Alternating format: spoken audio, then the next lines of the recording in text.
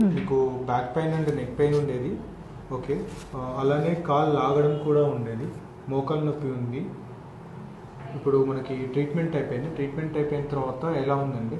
కాలు లాగడం తగ్గింది, ఫుట్ బర్నింగ్ బాగుండేది, సెన్సేషను నర్వ్ కంప్రెషన్ వల్ల ఫుట్ బర్నింగ్, నిద్ర లేకపోవడం అనేది బాగా ఎక్కువ ఉండేది, అది క్యూర్ అయింది. ఇప్పుడు స్లీప్లెస్ లేదు, బాగా నీరసం, అలసట, నర్వ్ కంప్రెషన్ వల్ల ఎక్కువ ఉండేది, బెండ్ అవ్వలేకపోతుంటే ఇప్పుడు మంచిగా అనిపిస్తుంది.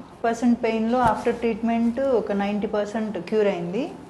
ఈ ఎక్సర్సైజ్ ఎప్పుడైతే నేను పర్ఫెక్ట్గా చేస్తున్నానో అప్పుడు ఆ 100% పెయిన్ అనేది క్యూర్ అనిపిస్తుంది.